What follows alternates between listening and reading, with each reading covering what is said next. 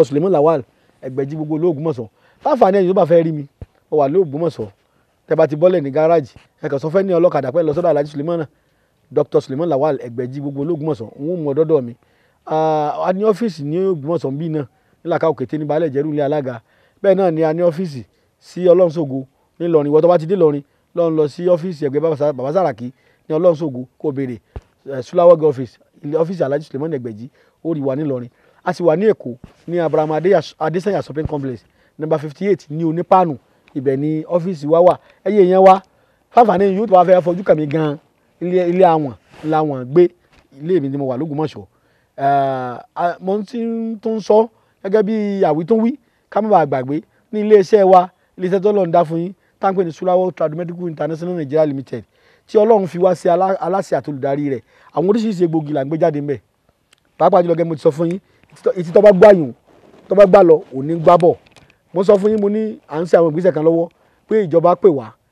àwọn NAFDAC náà ránṣẹ́ wípé kí àwọn oníṣègùn ìbílẹ̀ yìí náà ń gbọ́ nínú ìròyìn ká gbé àwọn oògùn jáde tí ó jẹ́ ìbámu ìgbà wáṣẹ̀ bàbá wa lórí àjàkálẹ̀ àrùn tí ń pa gbogbo ayé tí ń fún wọn ní ìwárìrì ọkàn. Àwa fojú wo a tún bẹ lọ́hùn sí nílànà ìbílẹ̀ torí bàbá tèmi bá fẹ́ sóògùn jáde a ní àwọn ẹ̀mí àìrí àwọn funfun òde ọ̀run tá a tó bi léèrè pé oògùn ìta fẹ́ ṣe yìí ṣé yóò ṣiṣẹ́ fún nǹkan báyìí. Ṣé mọ̀ pé Yorùbá ò ní gbé nǹkan lọ sí láàbù nìkan Yorùbá ó ti kọ́kọ́ wádìí ìbílẹ̀ sí i awádìí ìbílẹ̀ wọ́n sì ṣàṣírí ayé fún wa lórí ẹ̀ a rí pé ìgbóná lọ́pàdà pọ̀ mọ́ bá a wá fi ṣe oògùn tá à ń pè ní one stone covid ó ti jáde. Oògùn náà òun la mú dání oríṣi méjì ni a ṣe ní oníwóró tó ẹ pọ̀ kàn lè dà sẹ́nu o lè mú mẹ́rin bẹ́ẹ̀ tí bàbá mú ọ ibà yòówù tí bá a ṣe bàbá mi wọ́n fi tọ́jú bà ní ibà gbóná torí ìgbóná ló dàpọ̀ mọ́ ibà tí wọ́n sọ lóko ẹ rí i pé ìwọ tí kàtà lásán bá mú kàtà lásán tó ń wò fáírọ́ọ̀sì ni hepatitis B oògùn ìkápá rẹ̀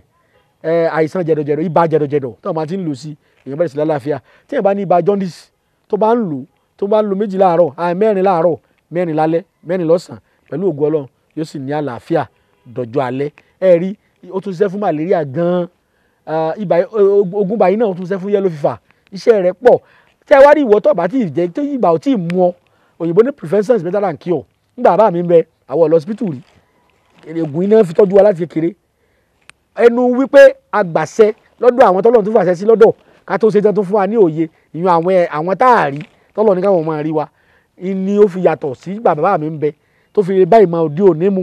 a sì tún ṣe sí oníkóró orúkọ rẹ̀ ní one stone covid ẹ̀rí orúkọ rẹ̀ nu tẹ́ ẹ bá ti lò pẹ̀lú ògbọ́lọ́ Ọlọ́run jọba wa lára mu a tún ní àwọn egbògi míì tá a tún ṣe jáde àlùjọ gángan ó ti jáde báyìí ó ti wà lólómi ó dẹ̀ ti wà ní ètò ní ọtí nínú ìwọ tó bá lè lò ó sọkọ ìyàwó rẹ̀ dalẹ́ ni mò ń lo ṣẹ́jú kan lórí obìnrin ẹja gbàgbé ẹ̀ ọbẹ̀ ni tí ẹ bá ti lè rà á tó bá dà sẹ́nu tó sì lò ó lómi ni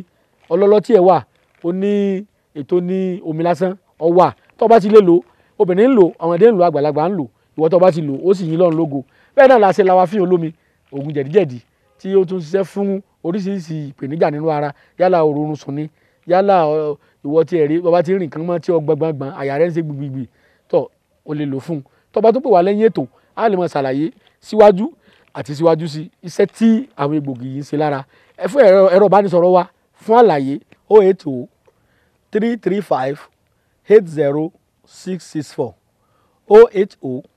335 80664 zain number tó lè pè mí sí 080 20 40 59 54 lẹ́ẹ̀kan sí 080 20 40 59 54 fáǹfààní ẹ̀yin tẹ́ bá tó fẹ́ gbọ́ wa síwájú àti síwájú sí ẹ lè padà pàdé kẹ́ lọ wò wá ní orí Instagram àti Facebook wa tá ń pè ní Ìgbà Ìwáṣẹ̀ tẹ́ bá ti lọ sí Instagram wa gbogbo tá a sọ yìí ẹ rí lẹ́kùnrẹ́rẹ́ àti tá à ń ṣe lọ́wọ́lọ́wọ́ ẹ máa bá ń bẹ̀ ẹ̀yin èèyàn wa fẹ́ tó bá fẹ́ wò wá lórí YouTube ẹ lọ sí Adùn Àṣà ẹ bá ti lọ sí Adùn Àṣà ẹ rí wa ń bẹ̀ gbogbo àlàyé lẹ́kùnrẹ́rẹ́ ẹ bá wa pàdé ń bẹ̀ tọ́ mo fa àkókò ìkí yín mo sì dúpẹ́ lọ́wọ́ yín pé ẹ̀ ń bá wa ká lọ ẹ̀ sì kó àfọkànsí mo kí yín pé ma asala wa ilà lẹ́kọ́ àná bilhairi.